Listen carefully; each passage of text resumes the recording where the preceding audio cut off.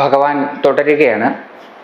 ഏതൊരു പുരുഷനാണോ ഈ വിധത്തിലുള്ള ആത്മാവ് സ്വശരീരത്തിൽ കുടികൊള്ളുന്നതായി അറിയുന്നത്, അവൻ പ്രകൃതിയുമായി ബന്ധപ്പെട്ട ശരീരത്തിൽ ഇരിക്കുന്നവനാണെന്ന് വരികിലും മായാസഹജ ഗുണങ്ങൾ അവനെ സ്പർശിക്കുന്നതല്ല.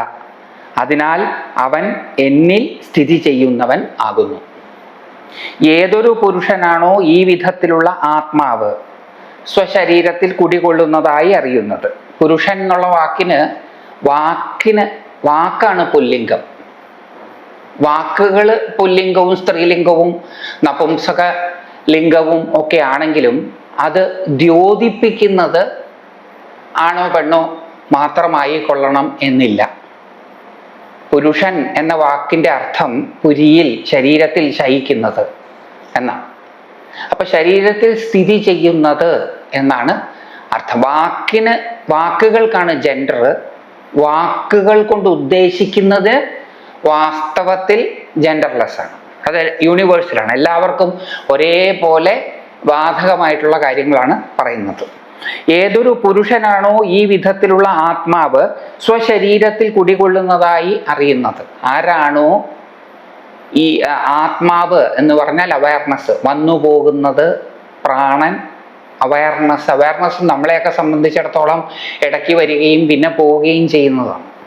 അപ്പം ഈ അവയർനെസ്, ആത്മാവ്, അത് സ്വശരീരത്തിൽ കുടികൊള്ളുന്നതായിട്ട് അറിയുന്നത്. അതുകൊണ്ടാണ് നമുക്ക് ശരീരമുണ്ട് എന്നുള്ളൊരു ധാരണ പോലും ഉണ്ടാകുന്നത്. ആ അവയർനെസ്, ശരീരം ഇല്ലെങ്കിൽ അവയർനെസ്സും ഉണ്ടാവില്ല. പക്ഷെ ഇത് രണ്ടും അങ്ങോട്ടും ഇങ്ങോട്ടും ബന്ധപ്പെട്ടാണ് കിടക്കുന്നത്. അവയർനെസ് എന്ന് പറയുന്നത് ശരീരമല്ല, ശരീരം മാത്രം അല്ല, ശരീരവും കൂടി ഉൾപ്പെടുന്നതാണ് അവയർനെസ്.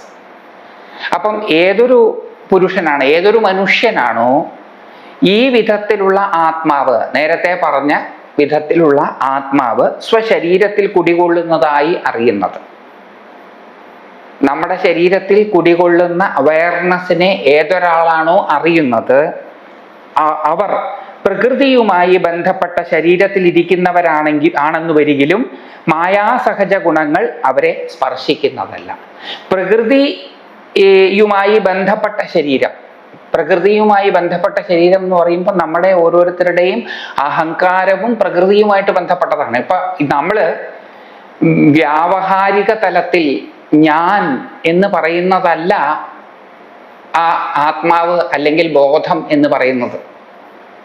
ഞാൻ എന്ന് നമ്മൾ ഓരോരുത്തരും പറയുന്നതിനെ അറിയുന്ന അറിവാണ് ആ ബോധം. അത് വളരെ സൂക്ഷ്മമായി ചിന്തിക്കുന്നവർക്ക് മാത്രമേ അത് പിടികിട്ടുകയുള്ളൂ.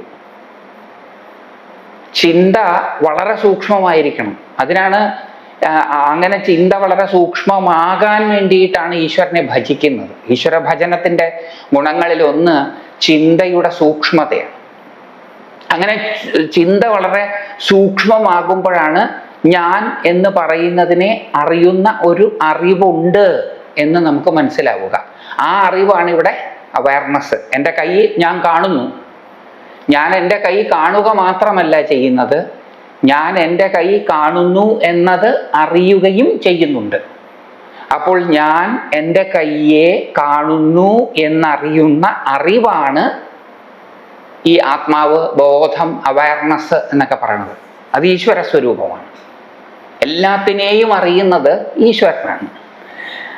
ഏതൊരു പുരുഷനാണോ ഈ വിധത്തിലുള്ള ആത്മാവ് സ്വശരീരത്തിൽ കുടികൊള്ളുന്നതായി അറിയുന്നത്, ഏതൊരു മനുഷ്യനാണോ അതറിയുന്നത്, അവർ പ്രകൃതിയുമായി ബന്ധപ്പെട്ട ശരീരത്തിൽ ഇരിക്കുന്നവരാണെന്ന് വരികിലും മായാസഹജ ഗുണങ്ങൾ അവരെ സ്പർശിക്കുന്നതല്ല.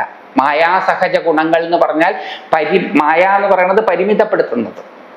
അപ്പൊ പരിമിതപ്പെടുത്തുന്നത് പരിമിതി സഹജമായിട്ടുള്ള ഗുണങ്ങൾക്ക് പരിമിതിയുണ്ട്. സത്വരജസ്തമോ ഗുണങ്ങൾ അപരിമിതങ്ങളായവയല്ല, അവയ്ക്കൊക്കെ പരിമിതികളുണ്ട്. അപ്പൊ സത്വരജസ്തമോ ഗുണങ്ങളുടെ ഏറ്റക്കുറച്ചിലുകൾ കൊണ്ട് ഉരുത്തിരിഞ്ഞു വരുന്നതിനെല്ലാം പരിമിതിയുണ്ട്. ഈ സത്വരജസ്തമോ ഗുണങ്ങളുടെ ഏറ്റക്കുറച്ചിലുകൾ പ്രകൃതിയുമായിട്ട് ബന്ധപ്പെട്ടതിലാണ് ഉണ്ടാവുക. ഈ പ്രകൃതിയുമായി ബന്ധപ്പെട്ട് നിൽക്കുന്നതിൽ കുടികൊള്ളുന്ന ബോധം വാസ്തവത്തിൽ അപരിമിതമായതാണ്. പക്ഷെ കലക്കവെള്ളത്തിൽ നോക്കിയാൽ സൂര്യനെയോ ചന്ദ്രനെയോ തെളിഞ്ഞു കാണാൻ പറ്റാത്തതുപോലെ ചിന്താകലുഷിതമായ മനസ്സുകൊണ്ട് ഈ അപരിമിതമായ ബോധത്തെ തിരിച്ചറിയുവാൻ പറ്റുകയില്ല. അപ്പോൾ ചിന്താകലുഷിതമല്ലാത്ത മനസ്സ് എന്ന് പറയുന്നത്, ചിന്തകളുടെ കാലുഷ്യമില്ലാത്ത മനസ്സ്, ആ ചിന്തകളുടെ കാലുഷ്യമില്ലാത്ത മനസ്സിൽ ഞാൻ എന്ന് നമ്മൾ ഓരോരുത്തരും വ്യാവഹാരിക തലത്തിൽ വിളിക്കുന്ന അഹങ്കാരവും ഉണ്ടാവില്ല. അപ്പൊ എന്തു പറ്റും? ആ മനസ്സ് എന്ന് പറയുന്നത് ബുദ്ധിയായിത്തീരും. ബുദ്ധിയുടെ റിഫ്ലക്ഷൻ ആയിരിക്കും ആ മനസ്സിൽ. ബുദ്ധിയായിത്തീരും. ബുദ്ധി തന്നെയാവും മനസ്സ്, മനസ്സ് തന്നെയാകും ബുദ്ധി. ആ ബുദ്ധിയിലാണ്, അല്ലെങ്കിൽ തെളിഞ്ഞ മനസ്സിലാണ് പരമമായതിൻ്റെ പ്രതിബിംബം വ്യക്തമായി കാണാൻ സാധിക്കുക. അവർ പ്രകൃതിയുമായി ബന്ധപ്പെട്ട ശരീരത്തിലിരിക്കുന്നവരാണെന്ന് വരികിലും മായാസഹജ ഗുണങ്ങൾ അവരെ സ്പർശിക്കുന്നതല്ല. കാരണം അവര് എപ്പോഴും ഈ ബോധവുമായിട്ടാണ് ഐഡന്റിഫൈ ചെയ്യുക. നമുക്ക് ഏതുമായിട്ടും നമ്മുടെ ബോധത്തിന് ഐഡന്റിഫൈ ചെയ്യാം.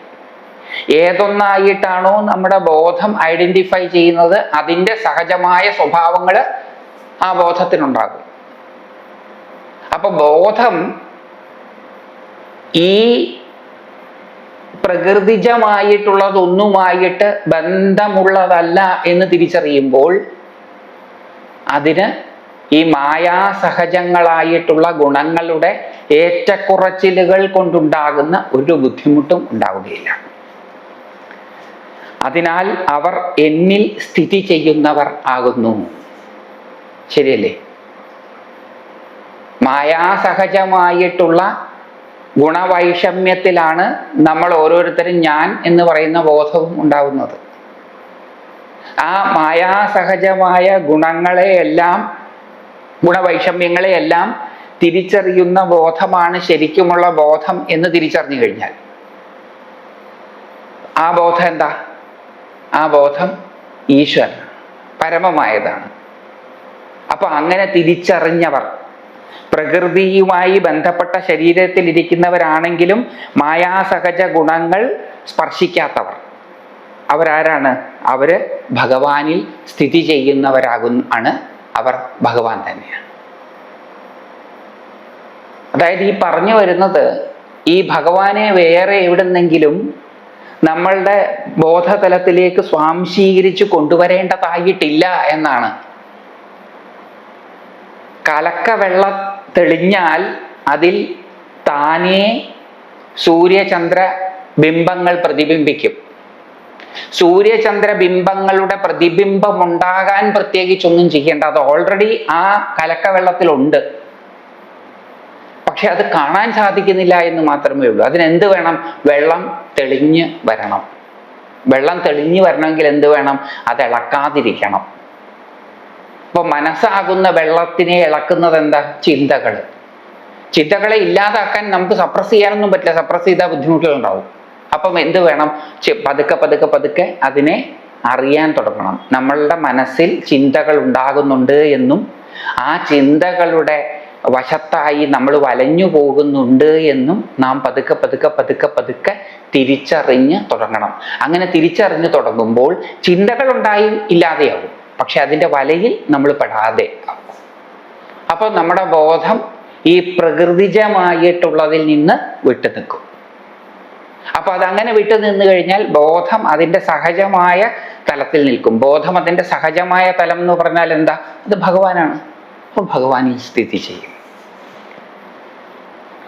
മഹാരാജാവേ, ഏതൊരാൾ എല്ലായ്പ്പോഴും യാതൊരു വിധത്തിലുമുള്ള സുഖഭോഗങ്ങളെയും കാക്ഷിക്കാതെ ശ്രദ്ധാപൂർവം സ്വധർമാചരണത്താൽ എന്നെ ഭജിക്കുന്നുവോ അവരുടെ മനസ്സ് ക്രമേണ നിർമ്മലമായി ഭവിക്കും. മഹാരാജാവേ, പൃഥു മഹാരാജാവിനോടാണ് ഈ പറയണത്. ഏതൊരാള് എല്ലായ്പ്പോഴും യാതൊരു വിധത്തിലുള്ള സുഖഭോഗങ്ങളെയും കാക്ഷിക്കാതെ, ഇത് തുടക്കത്തിൽ പറ്റില്ല. തുടക്കത്തില് ഇതൊന്നും സാധ്യമല്ല. തുടക്കത്തിൽ നമ്മൾ ആഗ്രഹങ്ങളിൽ പെട്ട് മുന്നോട്ട് പോവുകയേ നിവൃത്തിയുള്ളൂ. അപ്പൊ രണ്ട് രീതികളേ ഉള്ളൂ ആഗ്രഹങ്ങളുടെ പിടിയിൽ നിന്ന് വിടുതൽ കിട്ടാൻ. ഒന്ന്, അത് സാധിക്കുക, അല്ലെങ്കിൽ ആ ആഗ്രഹങ്ങൾ വന്നതുപോലെ സ്വയം ഒഴിഞ്ഞു പോവുക. അപ്പം തുടക്കം മിക്കവാറും ആദ്യത്തേതായിരിക്കും, ആഗ്രഹങ്ങൾ സാധിക്കണം. കുറച്ച് കാലം ഈ ആഗ്രഹങ്ങളുടെ വേലിയേറ്റത്തിലും വേലിയിറക്കത്തിലും പെട്ട് കഴിയുമ്പം നമുക്കൊരു തിരിച്ചറിവുണ്ടാവും. ഈ ആഗ്രഹങ്ങളിലൂടെ നാം നേടുന്ന സുഖം എന്ന് പറയുന്നത് താത്കാലികമായതാണ്, അത് ദുഃഖത്തിന് കാരണമായി തീരും. അപ്പം ആഗ്രഹ സഫലീകരണത്തിലൂടെ ശാശ്വതമായ സുഖം കിട്ടുകയില്ല എന്ന് നമ്മളൊരു അല്പകാലത്തെ ജീവിതത്തിലൂടെ, അവധാനതയിലൂടെയുള്ള ജീവിതത്തിലൂടെ നമുക്ക് തിരിച്ചറിയാൻ സാധിക്കും. അതിന് കുറച്ച് ജീവിക്കണം. അപ്പൊ അങ്ങനെ വരുന്ന സമയത്ത് നമ്മൾ പതുക്കെ ചിന്തിക്കാൻ തുടങ്ങും, ഈ ആഗ്രഹങ്ങളെ നമുക്ക് നിയന്ത്രിക്കാൻ പറ്റില്ല, അതിനെ ഇല്ലാണ്ടാക്കാൻ പറ്റില്ല. അതിനെ ഇല്ലാണ്ടാക്കിയ വലിയ പ്രശ്നമാണ്. സപ്രഷൻ പലതരത്തിലുള്ള രോഗങ്ങൾക്കും കാരണമാകും. അപ്പം ഈ ആഗ്രഹങ്ങളെ എങ്ങനെ നമ്മൾ നിയന്ത്രിക്കും, അല്ലെങ്കിൽ ആഗ്രഹങ്ങൾ എങ്ങനെ വന്നതുപോലെ ഇല്ലാതെയാവും? അപ്പം നമ്മൾ ആഗ്രഹങ്ങളെ ഒബ്സർവ് ചെയ്യാൻ തുടങ്ങും. മനസ്സ് സൂക്ഷ്മമാകുമ്പോൾ, ബുദ്ധി സൂക്ഷ്മമാകുമ്പോൾ ഈ അവയർനെസ്, ഒബ്സർവേഷൻ നമുക്ക് കൂടുതൽ സാധിക്കും. അപ്പം നമ്മുടെ മനസ്സിൽ ഒരു ആഗ്രഹം ഉണ്ടാകുന്നതായിട്ടും നമ്മൾ അത് സാധിക്കാൻ പ്രത്യേകിച്ച് ഒരു പ്രയത്നമൊന്നും ചെയ്യേണ്ട ആവശ്യമില്ല, ആ ആഗ്രഹം തന്നെ ഇല്ലാതാവുന്നതായിട്ടും നമുക്ക് കാണാൻ സാധിക്കും. നമ്മൾ ഈ ആഗ്രഹവുമായിട്ട് ഐഡന്റിഫൈ ചെയ്യുമ്പോഴാണ്, താദാത്മ്യം പ്രാപിക്കുമ്പോഴാണ് ആ ആഗ്രഹ സാഫല്യത്തിന് വേണ്ടി പരിശ്രമിക്കുന്നത്. നമ്മൾ കുറച്ചു കാലം ആഗ്രഹങ്ങളുടെ ചുഴിയിൽപ്പെട്ട് ഉഴറിക്കഴിയുമ്പോൾ ഇതിനൊരു സമാധാനമുണ്ടോ എന്ന് അന്വേഷിക്കുമ്പോഴാണ് നമ്മൾ ഈ മെഡിറ്റേഷൻ പദ്ധതികളൊക്കെ കാണുന്നത്, ഈ ധ്യാന പദ്ധതികളൊക്കെ കാണുന്നത്, ഇത് പരിശീലിക്കാൻ തുടങ്ങുന്നത്. ധ്യാന പദ്ധതി, അനാദര യോഗമൊക്കെ കുറച്ച് കാലം നമ്മൾ പരിശീലിച്ച് കഴിയുമ്പോൾ എന്ത് സംഭവിക്കും? നമുക്ക് കാണാൻ സാധിക്കും, അതാ ഒരാഗ്രഹം മുളയിട്ട് വരുന്നു. ആഗ്രഹം മുളയിട്ട് വരുന്നത് നമുക്ക് കാണാൻ സാധിക്കുമ്പം അതിന് നമുക്ക് പ്രത്യേകിച്ച് ഒന്നും ചെയ്യേണ്ട ആവശ്യമില്ല. അത് തന്നെ മുളയിടുന്നു, കുറച്ചു നേരം നിലനിൽക്കുന്നു, പിന്നെ അത് താനെ ഇല്ലാണ്ടാവുന്നു. നേരത്തെ പോലെ, ആദ്യത്തേതുപോലെ ആഗ്രഹ സഫലീകരണത്തിനായിട്ട് ഓടേണ്ട ആവശ്യം ഇല്ല. ആഗ്രഹങ്ങൾ ഉണ്ടാകുന്നു, കുറച്ചു നേരം നിലനിൽക്കുന്നു, ഇല്ലാതെയാവും. അങ്ങനെ വന്നു കഴിയും. ആ സ്റ്റേജിൽ എത്തുന്ന ഒരാൾക്കാണ് ഈ യാതൊരു വിധത്തിലുള്ള സുഖഭോഗങ്ങളെയും കാക്ഷിക്കാതിരിക്കാൻ പറ്റുക. സാധാരണ ഒരാൾക്ക് അത് സാധ്യമല്ല. അപ്പൊ സാധാരണ ഒരാള് അയാളുടെ ആഗ്രഹങ്ങൾ സഫലീകരിക്കാനുള്ള വഴികൾ തേടുക തന്നെ വേണം തുടക്കത്തിൽ. അങ്ങനെ കുറച്ച് കാലം അത് ആഗ്രഹങ്ങളുടെ പുറകെ ഓടി വലഞ്ഞു കഴിയുമ്പോഴാണ് ഈ തിരിച്ചറിവൊക്കെ ഉണ്ടാവുക. ഈ ആഗ്രഹങ്ങള് സാധിക്കാൻ വേണ്ടി പരിശ്രമിക്കുമ്പം നമ്മൾ എപ്പോഴും നാളെയിലാണ് നിൽക്കുക. ആഗ്രഹം സാധിക്കുന്നത് ഇപ്പോഴല്ല, പിന്നീടാണ്. അപ്പം നമ്മൾ എപ്പോഴും ഫ്യൂച്ചറിലാണ്. ഈ ആഗ്രഹങ്ങളുള്ള ആൾക്കാർ എപ്പോഴും ഫ്യൂച്ചറിലാണ് നിൽക്കുക, ഭാവിയുടെ തലത്തിലാണ് നിൽക്കുക. ആ ഭാവിയെ സ്വരൂപിക്കുന്നത്, നിയന്ത്രിക്കുന്നത് ഭൂതമാണ്, നമ്മുടെ പാസ്റ്റാണ്. അവരൊരിക്കലും ഈ പ്രസന്റിൽ നിൽക്കില്ല. അപ്പം ആഗ്രഹ സഫലീകരണം എന്ന് പറയണത് എപ്പോഴും ഫ്യൂച്ചറിസ്റ്റിക്കാണ്. അപ്പം നമ്മൾ ഒരിക്കലും ഈ ആഗ്രഹങ്ങളിൽ പെടുന്ന ആൾക്കാർ വളരെ സൂക്ഷിച്ച് ശ്രദ്ധിച്ചാൽ മനസ്സിലാവും. വളരെ സൂക്ഷ്മതയോടുകൂടി ആഗ്രഹങ്ങളെ പരിശോധിച്ചാൽ മനസ്സിലാകും നമ്മളെപ്പോഴും നാളെയാണ്. ലോട്ടറി ഇന്നടിക്കുന്നത് വളരെ അപൂർവമാണ്, നാളെയാണ്. നാളെയാണ്. അപ്പം അത് നാളെയിലേക്കാണ് നമ്മുടെ ശ്രദ്ധ എപ്പോഴും കൊണ്ടുപോകുന്നത്. സുഖഭോഗങ്ങളെ കാക്ഷിക്കാതിരിക്കുക എന്ന് പറയുമ്പോൾ മനസ്സ് നാളെയിലേക്ക് ഉറ്റുനോക്കാതെ ഇരിക്കുക. മനസ്സ് നാളെയിലേക്ക് ഉറ്റുനോക്കാതിരിക്കുമ്പം ബിക്കമ്മിങ്ങിലേക്ക് ഉറ്റുനോക്കാതിരിക്കുമ്പം ബീയിങ്ങിൽ നിൽക്കും. അപ്പൊ പ്രസന്റിൽ നിൽക്കാൻ സാധിക്കും. അതുകൊണ്ടാണ് ആഗ്രഹങ്ങൾ പാടില്ല എന്നൊക്കെ നമ്മുടെ മഹർഷിമാര് പറഞ്ഞത്. അത് ആഗ്രഹങ്ങൾ മോശമായതുകൊണ്ടോ നല്ലതായതുകൊണ്ടോ ഒന്നുമല്ല. ആഗ്രഹങ്ങൾ എപ്പോഴും ഭാവി കാലത്തിൽ നിൽക്കാൻ പ്രേരിപ്പിക്കുന്നതാണ്. ഭാവി എന്ന് പറയുന്നത് ഇല്ലാത്തതാണ്, ഉള്ളത് ഇപ്പോൾ മാത്രമാണ്. അപ്പോൾ ഇപ്പോൾ മാത്രം നിൽക്കണമെന്നുണ്ടെങ്കിൽ സുഖഭോഗങ്ങളിൽ ആഗ്രഹം ഉണ്ടാകാൻ പറ്റില്ല. കാരണം സുഖഭോഗങ്ങളിൽ ആഗ്രഹം ഉണ്ടാകണമെങ്കിൽ അതിപ്പോഴില്ലാതിരിക്കണം. സുഖഭോഗങ്ങൾ ഇപ്പോഴില്ല, അപ്പം അതുണ്ടാകണമെന്ന് ആഗ്രഹിക്കുന്നു. അപ്പം ഇല്ല എന്ന അവസ്ഥയിൽ നിന്ന് ഉണ്ട് എന്ന അവസ്ഥയിലേക്കുള്ള യാത്രയാണ് സമയം, അത് ഭാവിയാണ്. അപ്പൊ എപ്പോഴും ഭാവിയിലേക്കാണ് നിൽക്കുക. ആ ഭാവിയിലേക്ക് നമ്മുടെ മനസ്സ് നിൽക്കുമ്പം നമ്മുടെ ഭൂതകാലം, പാസ്റ്റ് വന്ന് നമ്മളോട് പറയും അത് സാധിക്കൂ, പണ്ട് ഇതേപോലൊരു ആഗ്രഹം ഉണ്ടായി, അതിന് ഒരുപാട് പരിശ്രമിച്ചതാണ്, അത് സാധിച്ചില്ല. അപ്പം നമുക്ക് ഉദ്വേഗം ഉണ്ടാകും, ആങ്സൈറ്റി ഉണ്ടാകും, ടെൻഷൻ ഉണ്ടാകും, സ്ട്രെസ് ഉണ്ടാകും. ഇതൊക്കെ ഈ ഭൂതഭാവികളുടെ കേളിയിൽ ഉരുത്തിരിഞ്ഞു വരുന്നതാണ്. അപ്പൊ ഈ അവയർനെസ് മെഡിറ്റേഷൻ ശീലിക്കുന്നതിലൂടെ നമുക്ക് നമ്മുടെ ആഗ്രഹങ്ങൾ മുളയിടുമ്പോൾ തന്നെ, നാമ്പിടുമ്പോൾ തന്നെ തിരിച്ചറിയാൻ സാധിക്കും. അതിനുവേണ്ടി പ്രത്യേകിച്ച് ഒന്നും ചെയ്യാതിരിക്കാൻ പറ്റും. ആ ആഗ്രഹങ്ങൾ ഉണ്ടായി നിലനിന്ന് താനേ എവിടെ നിന്നാണോ അതുണ്ടായത് അവിടെയൊക്കെ തന്നെ അതില്ലാതെ ലയിച്ചു ചേരും. അപ്പം നമ്മൾ എന്ത് ചെയ്യും? സുഖഭോഗങ്ങളിൽ യാതൊരു വിധത്തിലുള്ള കാംക്ഷയും ഇല്ലാതെ ഇരിക്കാൻ സാധിക്കും. അങ്ങനെ ഏതൊരാൾക്കാണോ എല്ലായ്പ്പോഴും, ആദ്യമൊക്കെ ഇത് കുറച്ച് ഇടയ്ക്കിടയ്ക്കേ വരുള്ളൂ, പിന്നീട് അതാണ് അത് സ്ഥിരമാവുക. അഭ്യാസേണ തു കൗന്തേയ എന്ന് കൃഷ്ണൻ അർജുനനോട് പറഞ്ഞത് കൊണ്ടാണ്, പരിശീലനം കൊണ്ടാണ് അത് സാധിക്കുക. എല്ലായ്പ്പോഴും യാതൊരു വിധത്തിലുള്ള സുഖഭോഗങ്ങളെയും കാക്ഷിക്കാതെ ശ്രദ്ധാപൂർവം, ആ വാക്ക് വളരെ പ്രധാനപ്പെട്ടതാ.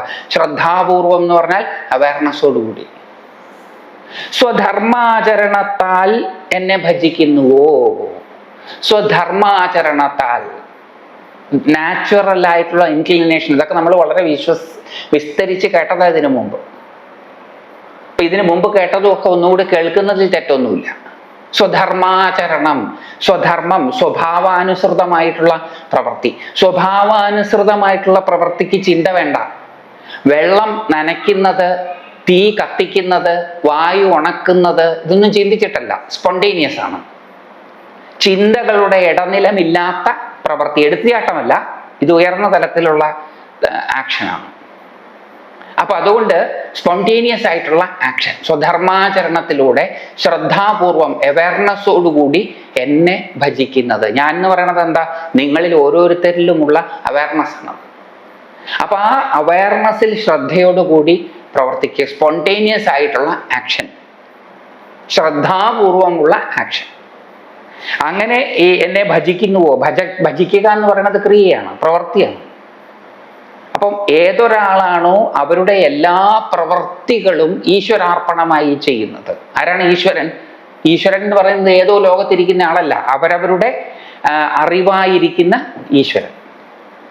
ശ്രദ്ധാപൂർവം അവയർനെസ്സോടുകൂടി ഭജിക്കുന്നത് അവരുടെ മനസ്സ് ക്രമേണ നിർമ്മലമായി ഭവിക്കും. ക്രമേണ, വളരെ പതുക്കെ ചിന്തകളുടെ കാലുഷ്യമില്ലാതെ ശാന്തമായി തീരും മനസ്സ്. ഇതൊന്നും ഒരു സുപ്രഭാതത്തിൽ ഉണ്ടാവില്ല. കുറച്ചു കാലം ഈ മെഡിറ്റേഷൻ പരിശീലിച്ചാൽ ഇതെല്ലാം ഉണ്ടാകും. നമ്മൾ ഓരോരുത്തരും ഈശ്വര സ്വരൂപികളാണ് എന്ന് നമുക്ക് തിരിച്ചറിയാൻ സാധിക്കും. അത് ജീവിച്ചിരിക്കുന്ന ഈ ജന്മത്തിൽ തന്നെ വേണം. അടുത്ത ജന്മമുണ്ടോ ഇല്ലയോ എന്നൊന്നും നമുക്കറിയില്ല. ഇപ്പൊ ശാസ്ത്രം പുരോഗമിച്ചുകൊണ്ടിരിക്കുകയാണ്, മോഡേൺ സയൻസ്.